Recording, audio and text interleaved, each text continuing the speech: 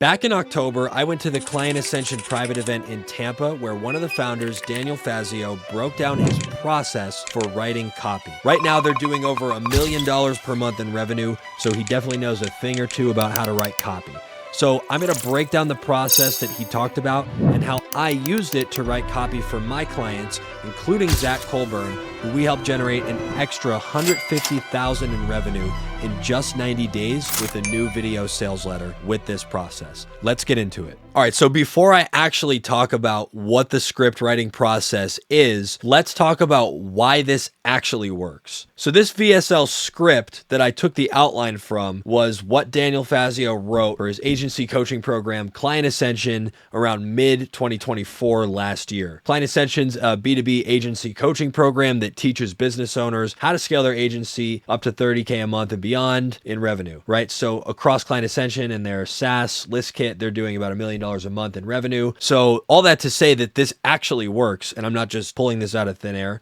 Here's a case study where I use this exact formula to write VSL for my client, Zach Colburn, which I mentioned in the intro, and we did 150K in 90 days. This is still running. I assume that it has more than doubled or tripled since the time that we actually filmed this case study. We got to update that. So to explain how this VSL actually works, you have to look at the logical sales argument. So the one that they use is that we have this unique mechanism, the 7 methods for signing clients that's inside of their program. And that is what's working right now. And nothing else out there is working right now because something changed, right? That's the fundamental argument of why this works. You can have a different argument for yours and still use what I'm about to show you, but that's so you know what this is. So why the viewer is struggling is because nothing else is working right now. All of the competitors on the market to Client Ascension are teaching old, outdated methods from 2022 that just don't work anymore. So that's the fundamental pain point you're tapping into. Their overwhelming amount of case studies they have are the proof that they actually use to support the logical sales argument. And outside of this, the bulk of the VSL is pretty much just a massive onslaught of lists that summarize the client's pain points, desired outcomes, and specific situations they'll face when they're encountering either one of those situations, right? Something good or something bad. So that's really what this actually looks like. So the copywriting theory of this VSL outline comes from this presentation. I was at this event in the audience in Tampa back in October of 2024. This was one of the keynotes from that day. It is really good. You should watch this video. One of the main takeaways that I had was that writing effective copy is not a complex or creative process. You're not like reinventing the wheel every single time. Daniel said that it's more like a math equation. And what he meant was that there's only a finite amount of objections someone can possibly have about your offer or service.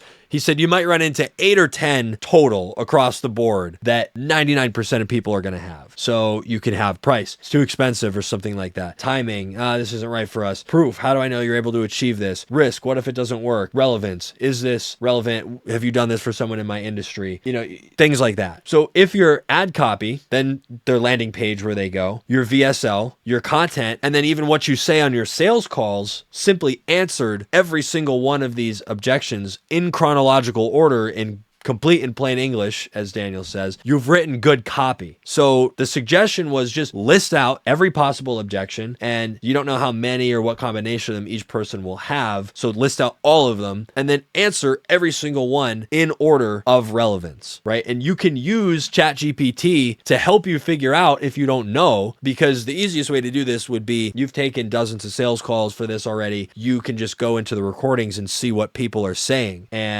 But maybe you didn't do that yet. You're testing a new offer. So use ChatGPT to do the research, figure out what you think the objections are going to be, and then fill in the gaps with your research, right? Like just figure out how to do it, whether it's from your own research or you have to use ChatGPT to help. There's no excuse for not having this figured out, right? So you could use this prompt. This is what he gave us during that talk. I'm selling this offer to this target market that lets them get this result. I'm writing a video sales letter to convince them to purchase this service. I want to answer every single objection that can possibly arise.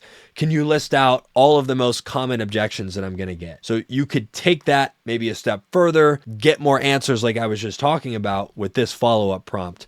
hey, for overcoming this specific objection, write a detailed response to this one. Use plain conversational English that explains why it's not an issue and builds confidence in the offer. So you can use AI to just answer your objections, find your objections in the first place, and give you more insight on any data you may have already from taking sales calls. So that's where you would get this from. And that's the theory behind what we're doing here. So what I did was, after this talk, I went and I broke down their VSL. I looked at the transcript and I actually just read it front to back a couple times. And I split it up myself into sections where I felt like a new point was being made. And what I realized was that there was about 11 different lists of scenarios or timelines or situations the prospect might face that made up a bulk of the VSL. It was about 15 minutes long in total length, so a little bit on the longer side. But I realized that if I put a label on these lists, because I recognized what they were, I could just recreate this for any other VSL ever. And now I have these lists to use as the bulk of my copy. Just like we were talking about up here in this section of, we're only answering so many different concerns and objections.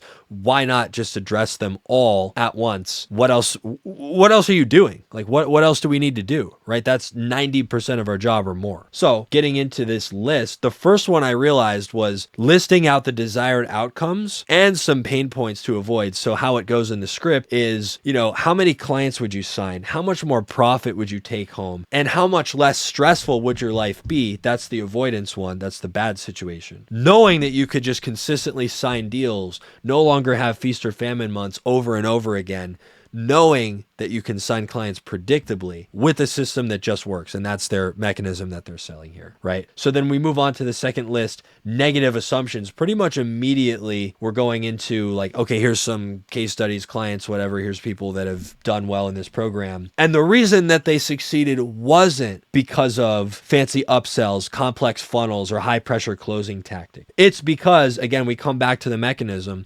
It's because they're following our mechanism for success. So what you're doing is you're calling out other things that they may have heard, or like, I'm skeptical, like you're probably just going to show me some fancy upsell system. I've heard it before. You're calling that out ahead of time and saying, no, it's not. It's our unique thing that you've never seen before. And that's why you should keep paying attention. Now, the third list was listing out scenarios when things aren't working. So he goes into this section where he says, have you ever wondered why spamming out 1,000 cold emails per day isn't working anymore? Like, that just stopped work. Or why hiring appointment setters or VAs doesn't book calls now. Like, that's just completely unfeasible. Or why the lead gen agency you hired isn't getting you any result. The reason why is simple. If you're not following our mechanism, nothing is going to work. So it's the same thing over and over again. You're just calling out their thoughts, concerns, pain points ahead of time. And it's just so brilliant the way that you can just do this. And you could take this section in bold. Have you ever wondered why blank isn't working anymore? You could just figure out for your offer or your niche what isn't working anymore and just say that, right? Like that's how this works. You have these lists of statements and they're organized by topic. So the next one is case studies. So at this point, a big part of their VSL that not everyone's going to be able to replicate